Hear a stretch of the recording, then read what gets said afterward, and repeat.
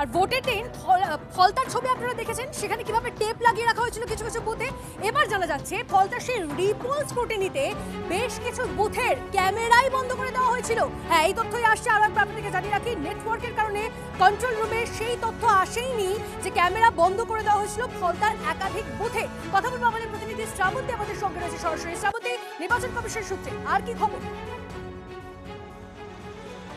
তনিষ্ঠা, মোট 238টি বুথ রয়েছে ফলতায়। এর মধ্যে একাধিক অভিযোগ এসেছিল এবং সন্ধেবেলা বিজেপি নির্বাচনের দিন তারা অভিযোগ করেছিল গোটা অ্যাসেম্বলি কনস্টিটিউয়েন্সি, গোটা যে ফলতার যত বুথ আছে সবকটিতে পুনর্নির্বাচন করতে হবে।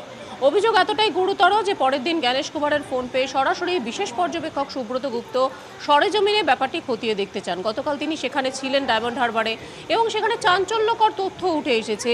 তাদের প্রাথমিকভাবে সন্দেহ হয়েছিল যে যেখানে ওয়েবকাস্টিং হচ্ছে, যার কন্ট্রোল রুম ইসিআইতে, তাহলে সেখানে কিসের সমস্যা হচ্ছে এবং এই সমস্যাটা কেন ধরা গেল না। দেখা যাচ্ছে ফলতার অধিকাংশ বুথে সেখানে ক্যামেরা বন্ধ হয়ে গেছিল। ক্যামেরা বন্ধর পরেও সেই খবর ওয়েবকাস্টিং এর কন্ট্রোল রুম পর্যন্ত আসেনি। তার একটাই কারণ, নেটওয়ার্ক।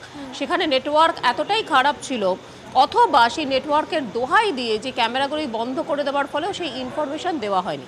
এরপর তারা প্রিসাইডিং অফিসারের খাতা দেখেন, সেখানে দেখা যায় যে প্রিসাইডিং অফিসার বেলা 1টা নাগাদ রিপোর্ট পাঠান এবং তারপর তারা জানিয়ে দিয়েছিলেন যে ব্ল্যাক টেপ হ্যাজ রিমুভড, অর্থাৎ যে টেপটা মারা ছিল সেই টেপটাকে সরিয়ে ফেলা হয়েছে।